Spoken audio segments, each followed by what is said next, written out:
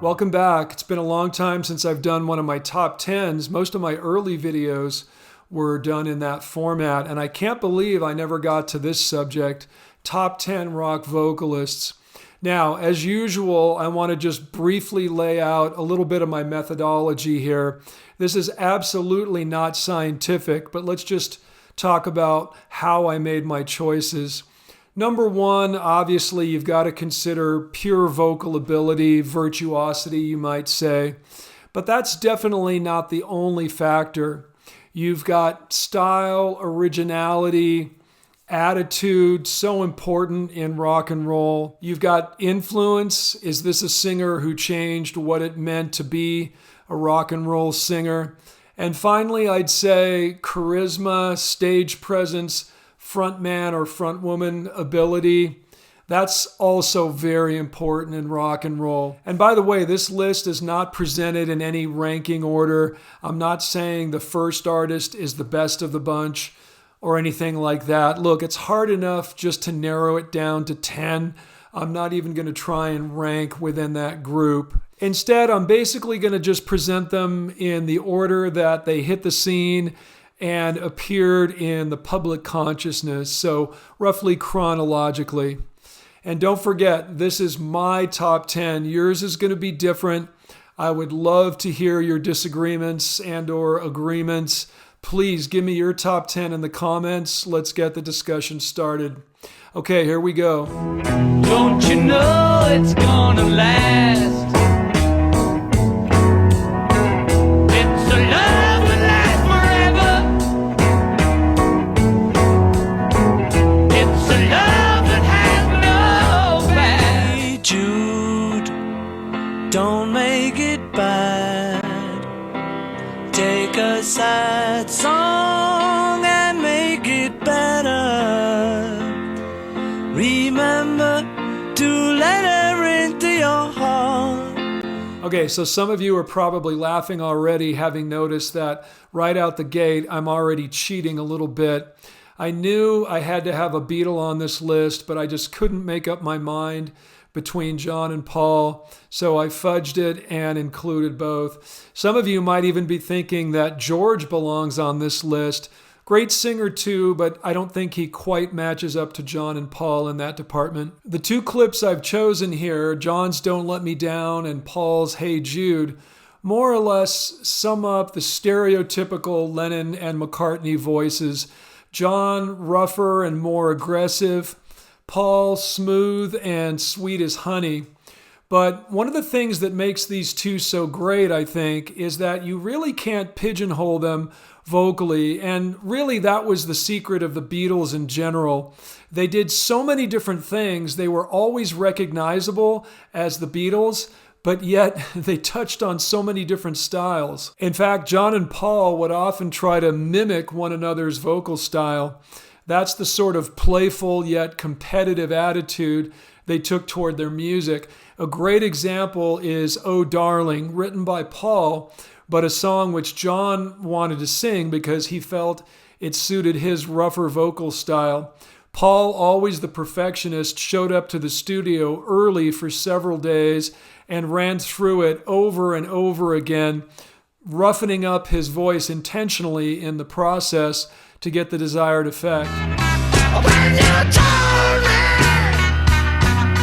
you didn't need me anymore, well, you know I nearly fell down and died. Meanwhile, John often cooked up ideas that were bizarre and hilarious.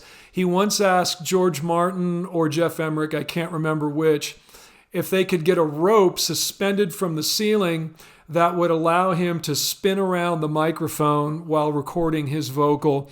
That one never happened as far as I know. But another crazy idea that did happen was John lying on his back when recording the vocal on Revolution 1. That's the White Album version of Revolution, not the better known and more hard rock single version. Revolution, well, you know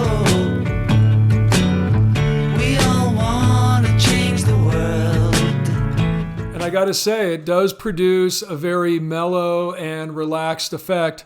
But that's John and Paul for you, always reaching for something novel. I was drowned, I was washed up and left for dead. I fell down to my feet and I saw their blade. And then I frowned at the crumbs of a crust I bread. What to say about Mick Jagger that hasn't already been said? As a vocalist, definitely not a virtuoso, a bit pitchy at times, but in terms of style and rock and roll attitude, I don't think there's any better. I don't know of any singer that can sound more pissed off, more convincingly than Mick. Just 'cause you feel so good, you have to drive me out of my head. I said, hey, you, get off of my cloud. Hey, you, get off of my cloud. Another thing I love about Mick, he's sort of uncopyable, not due to a crazy wide range or anything like that, but he's got his own weird little bag of tricks that he can pull from depending on what kind of mood he's trying to put across. We just heard him belting it out on Get Off My Cloud, but at the opposite extreme, what about Emotional Rescue, that exaggerated, airy, high falsetto that seems to be attempting to sound like a woman? Is there nothing I can say, nothing I can do? Change your mind, I'm so in love with you. Too deep in, you can't get out. I don't know of too many singers that could get away with something like that. I know myself, I'd feel silly even attempting it. And then there's the sort of spoken word stuff where Mick is really more playing a character than singing. Stuff like this. It's just a friend of mine that sing. Hey, what's the matter, man? We're gonna come round at 12 with some Puerto Rican girls that's just died to meet too. We're gonna bring a case of wine. Hey, let's go mess some fool around, you know, like we used to.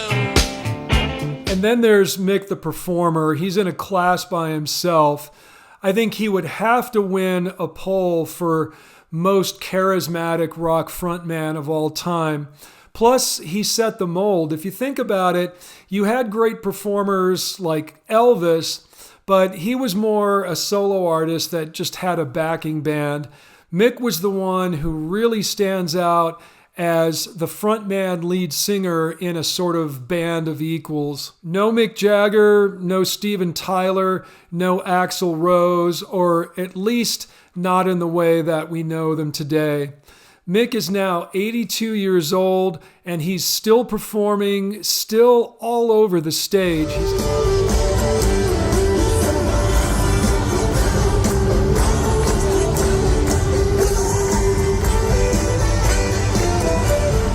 Energy is unbelievable. In fact, I've never been a huge fan of his live singing. He sounds a bit out of breath, and that's not surprising considering how active he is, but it's definitely entertaining to watch. Before you slip into unconsciousness, I'd like to have another kiss. Another flashing chance at bliss, another kiss. For me, Jim Morrison can best be described as rock's last great crooner. For one thing, he was a huge fan of Frank Sinatra and went out of his way to emulate Sinatra's style, even going so far as to use the same microphone when recording the Doors' second album, Strange Days. Sadly, Morrison's admiration for Sinatra was not reciprocated. Apparently, when he first heard the Doors' Light My Fire, he was incensed, saying, "That kid's ripping me off," or words to that effect.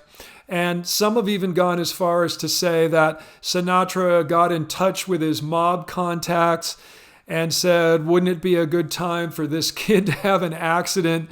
Now, I don't know if that's true, but it sure makes a good story. Whatever the case, the influence is quite obvious, to me at least.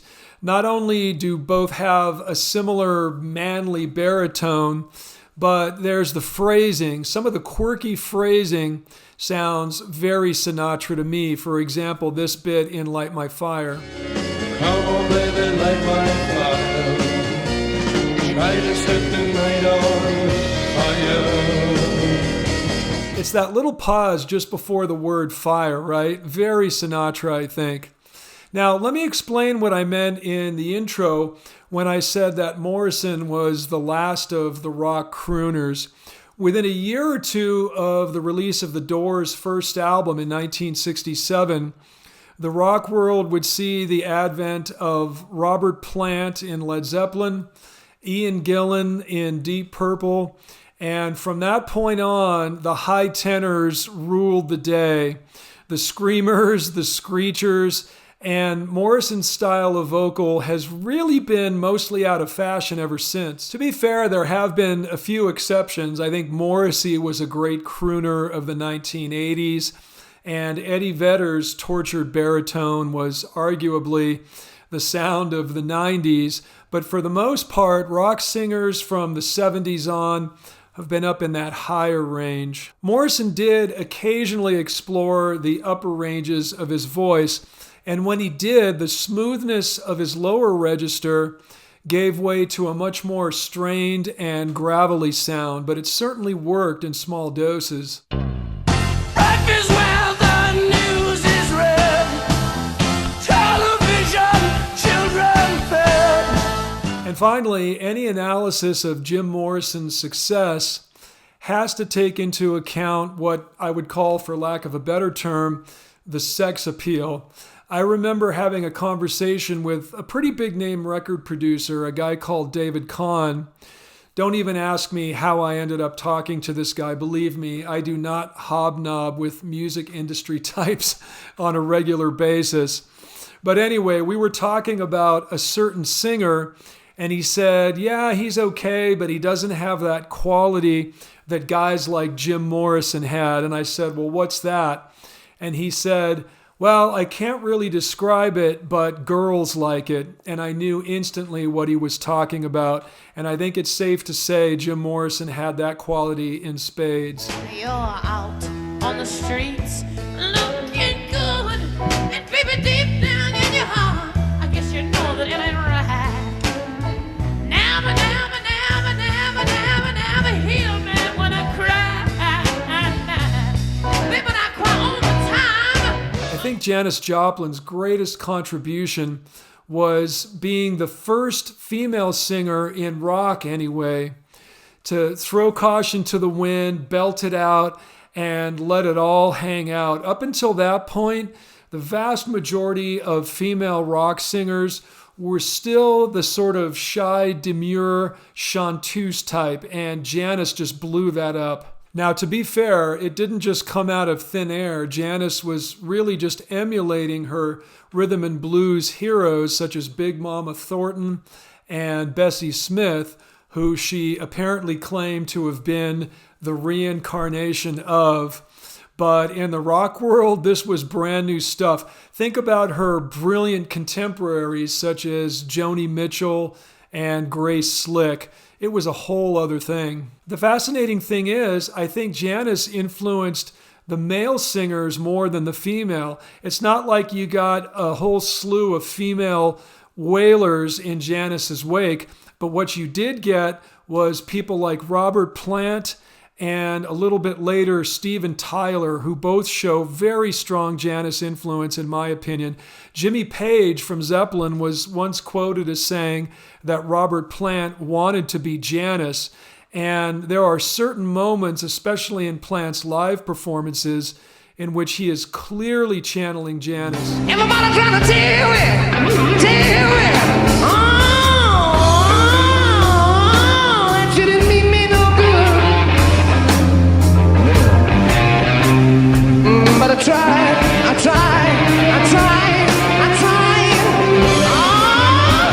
I really tried to do the best I could. I mean, come on, pretty crazy when you think about it, right? And what about Steven Tyler at the end of Dream On?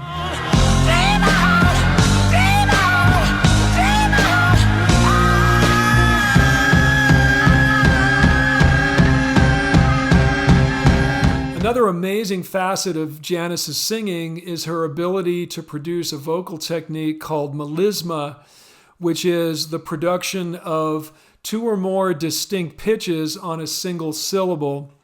In fact, there's an old story that's kind of cute about this. I think it must have been in a review of one of her performances. They mentioned her ability to do this. She had to look up the word in the dictionary and apparently just went around saying the word melisma nonstop for a couple of weeks because she was so proud of herself. A good example of this can be heard on Janis's performance of Summertime on the line, "Nothing's Gonna Harm You." All the more impressive because she does it not on a vowel but on a consonant.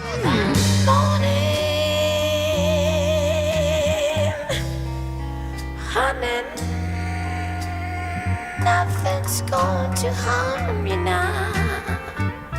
I was just talking to my vocal coach wife the other day about Janis, and she pointed out that much of what she does vocally didn't sound too healthy. Now, as we all know, Janis sadly passed away at the young age of 28, so we'll never know. But one wonders how her voice would have held up over the years if she had made it into older age. But regardless of what may or may not have happened to Janis's vocal technique had she lived, one thing I'm confident would never have left her was her unique ability to pour out her soul in her vocals. There's so much pain in that voice. Janis was famously teased and bullied as a young girl growing up in Port Arthur, Texas. And you get the feeling that singing for Janis wasn't just a performance, it was really a catharsis and almost a form of therapy. Way down inside, woman, you need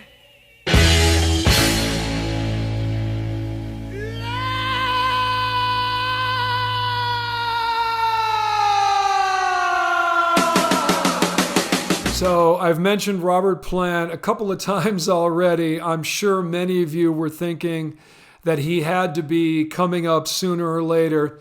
And if so, you were right. I mean, come on. Any top 10 rock vocalist list that does not include Robert Plant is highly suspect. I think if you ask the average person to visualize the stereotypical hard rock singer, it's Plant. From the gravelly, high-pitched wail to the long, flowing blonde hair, the bare chest, the much too tight jeans, it's really almost a cliche at this point. Like Janis Joplin, I think Plant in his early days indulged in some vocal technique that was probably not ideal. It sounded amazing, but I think it took a toll. On the first 4 or 5 Zeppelin albums, we get stuff like this. It's hard to imagine any man making these sounds. I can hear it go, let me back home. But then in either late 1973 or perhaps in 74, Plant had surgery to remove nodes from his vocal cords. And the timing of that surgery absolutely bears out what we hear in the recordings. On 1975's Physical Graffiti double album, we can hear some changes in Plant's voice. Still sounds incredible, of course. But by 1976, with the Presence album, it's a drastically different singer that we hear.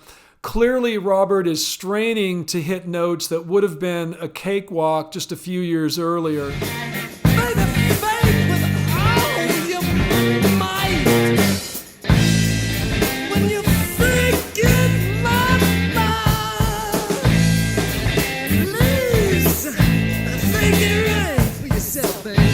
But I think it's a testament to Plant's artistry as a singer that he was able to adapt and essentially come up with a whole different career, a whole other singing style.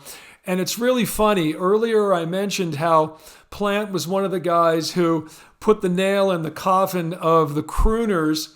But in later years, Plant has more or less become a crooner, and a damn good one. We have stuff like this from his first solo album. Time and again, I see you walking down the street, over and over, just like before. Great stuff, but there you go. That's what great artists do. They take whatever they've got and give you something special. And as of this recording, Robert Plant shows no signs of slowing down at the ripe old age of 77. The sky is burning. I believe my soul's on fire. You are, I'm learning the key to my desire. Interesting that Paul Rodgers should turn up just after Robert Plant. For me, they're the sort of opposite stereotypes of the rock and roll frontman. Plant was all about being over the top, vocal pyrotechnics. Paul Rodgers is the essence of cool. Laid back, amazing technique, but you never get the feeling he's trying to show off. Rodgers is, of course, best known for his work in Free and then Bad Company, both very heavily blues-influenced hard rock bands. And I think one of his great abilities as a singer is the way he can seamlessly blend, for example, his strong chest voice with his head voice. It all sounds so smooth, you don't even notice a transition. And that's something that even great singers have a hard time doing. One random example that comes to mind is Rob Halford from Judas Priest, a great heavy metal singer, but he goes from 0 to 100. He's down in his low range where he sometimes struggles a bit, growling, and the next thing you know, he leaps up into the stratosphere. But with Rodgers, it just sort of feels like it's all one. Come on, come on, come on and do it. Come on and do what you do. I can't get enough of your love. I can't get enough of your love. I can't get enough of your love. Also, in contrast with Plant, Rodgers has never had to reinvent himself as a vocalist, because I can't think of a single singer from the classic 60s, 70s period who has maintained his chops and youthful vitality as well as Rodgers. Listen to this recent performance. If you close your eyes, you would never know it could have been recorded back in the early 70s. Man in the sky, you say you're flying, you lose sight of the world. You want to stay high, then don't deny. And by the way, a moment ago I said if you close your eyes, you might think it was recorded in the early 70s. Physically, too, is this guy not in incredible shape for a man of his age? I think you'd probably have to do a pretty close double take to realize that this thing was actually recorded in the 2000s. And finally, as a frontman, I think Rodgers' stage presence has always been very much in line with his singing, always tasteful, serving the song, moving with the music in a very organic way. I'm reminded of a quote from Ritchie Blackmore, who actually sought Rodgers as a replacement singer for Ian Gillan when he left Deep Purple. Blackmore called Rodgers an excellent singer and a great mover.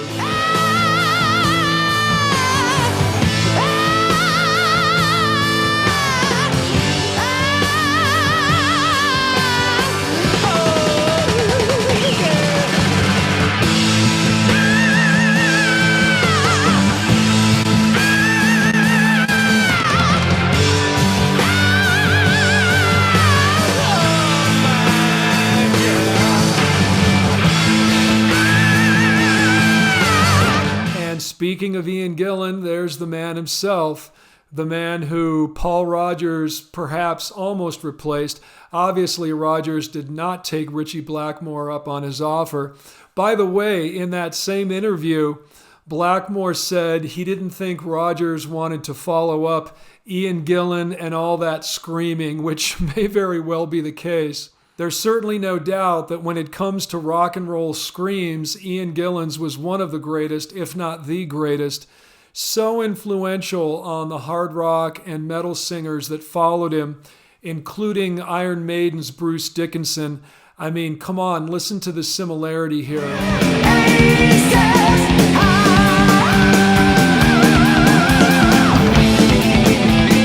Also, when Van Halen's David Lee Roth was asked about his trademark scream, he admitted that he ripped it off of Ian Gillan. So clearly Gillan was a very influential singer. Now, the performance we just saw in the intro was from a British TV show called Doing Their Thing, recorded in 1970. And if I had to choose the one most virtuosic rock vocal performance of all time, I think it would be that.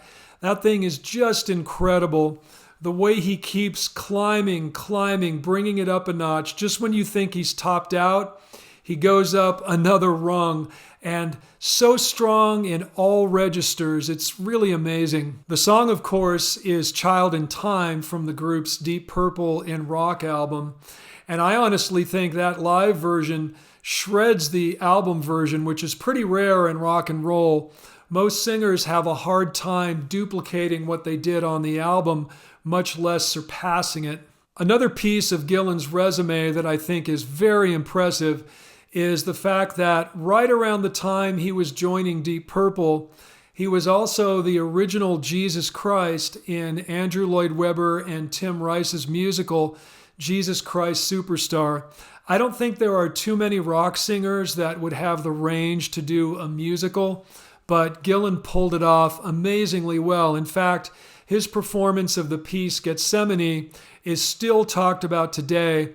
I've seen YouTube videos that are basically mashups of many different singers taking on that role, and I swear Gillan's is still the best of all of them. Have to know my love. Have to know my love.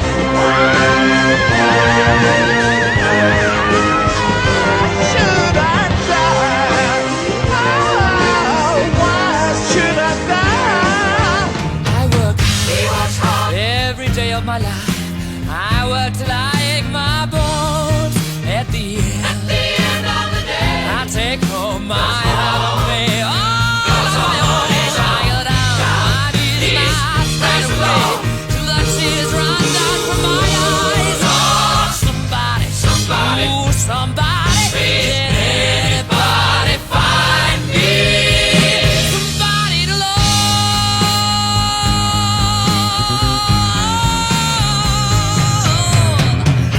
Kind of amusing the serendipitous way these singers are lining up on my list here. A moment ago, I was talking about Ian Gillan being one of the few rock singers who could pull off a role in a musical. And with Freddie Mercury, I think we've got one of the few others. I'll never forget when they did the big tribute concert to Freddie after his death. They got Liza Minnelli to sing We Are the Champions. And when Brian May introduced her, he made it a point to say how pleased Freddie would have been to have her. I really think if he had lived longer, it would have happened. Freddie was known for his incredibly wide vocal range. Now, generally, he's considered to be a natural baritone, believe it or not. Remember, most men are baritones, but this gets back to what I've been saying throughout this whole video. By the early 70s, when Queen was emerging, it was pretty much expected that a male rock singer was up there in the tenor range, and Freddie believed that's where he needed to be. But of course, Freddie could go even higher than that. He had a very highly developed soprano-like falsetto register.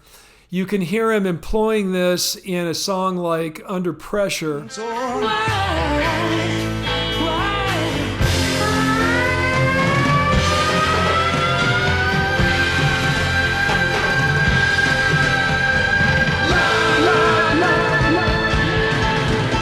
Another fascinating and unique feature of Freddie's singing is his vibrato, which is very prominent and a bit faster than what you hear from most singers, particularly rock singers.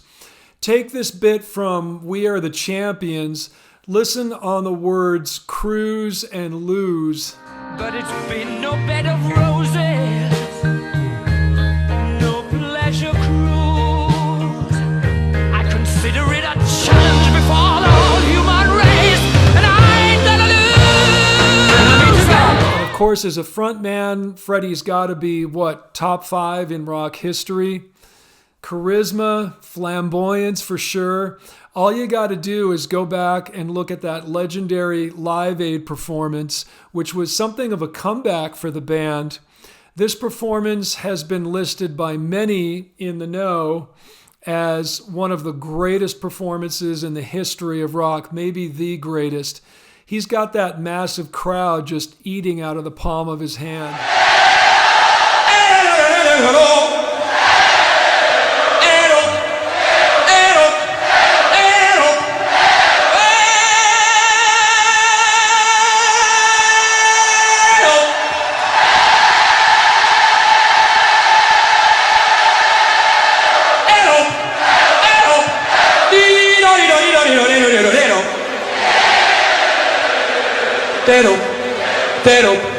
All right. Oh, I see his face.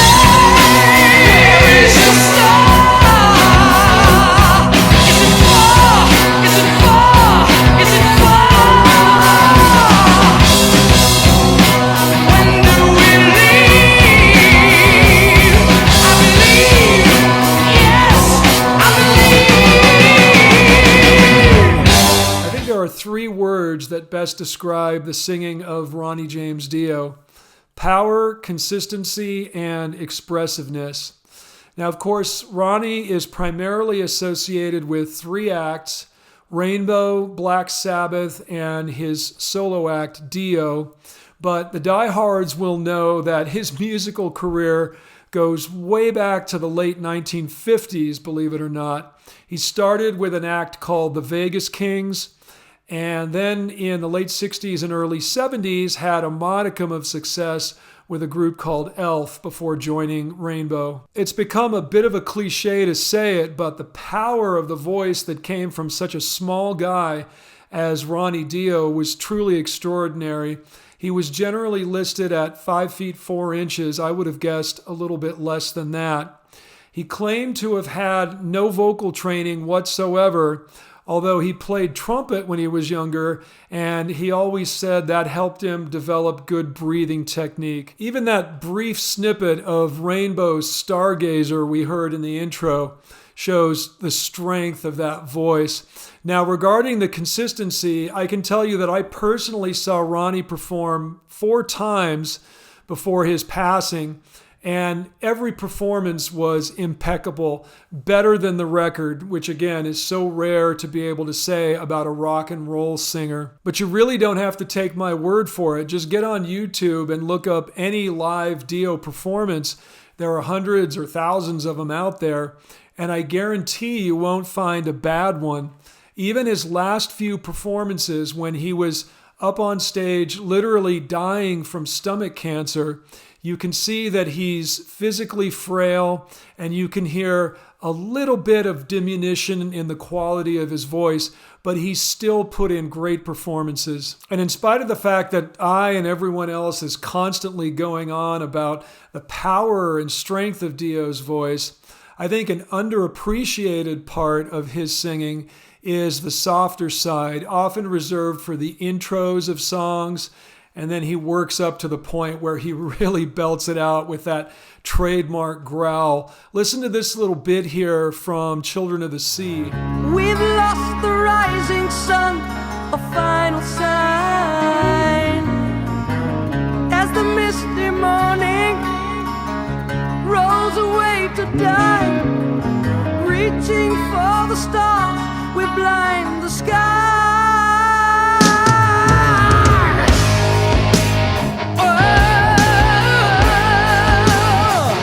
Did you hear how skillfully he transitioned there from the crystal clear smoothness of the intro to the gritty part on Sky? He holds that note so long and it gradually gets more and more distorted. He's got that amazingly even vibrato, just amazing stuff. And the other thing I love about that clip, I think it perfectly illustrates that quality of expressiveness that I talked about a few moments ago. I can't remember who, but someone once described Ronnie's vocals as sounding like he was narrating a children's story. And I thought that was an absolutely perfect and beautiful way to put it.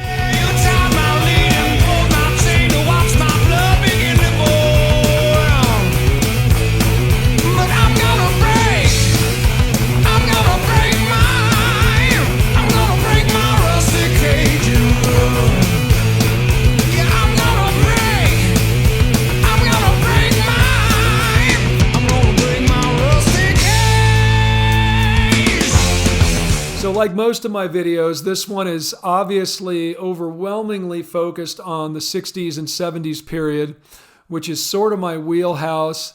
It's the stuff that got me into music in the first place. And I think most people who watch this channel also have a soft spot for those years. But for my final pick, I'm going to jump up into the 90s for Soundgarden's Chris Cornell, a singer who drew heavily from the 70s hard rock bands for inspiration. That's probably why I like him so much. I remember the first time I heard him, I thought he sounded like a cross between Ronnie James Dio and Robert Plant. He's got that growl like Dio had, but not quite the same control. Like Robert Plant, he had that air of danger, unpredictability, like it could fly off the rails at any point, but it never did.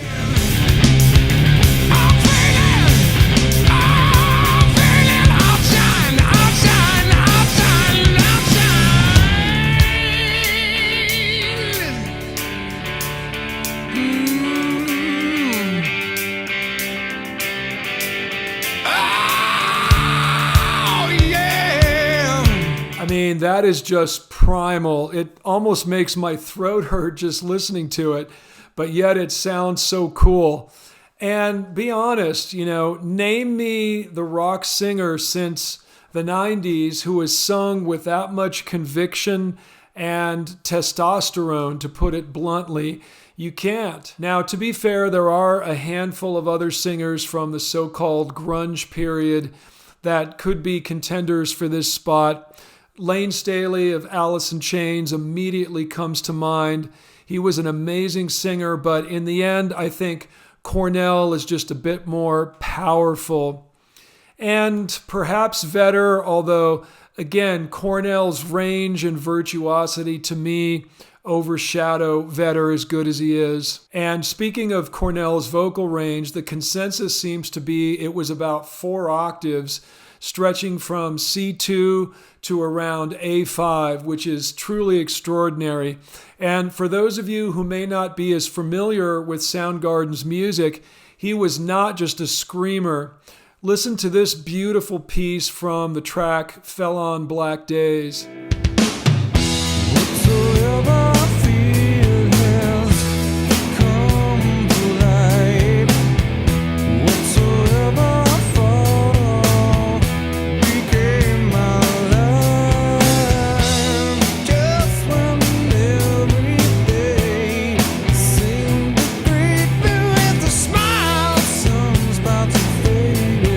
Sadly, we lost Chris Cornell in 2017 at the young age of 52.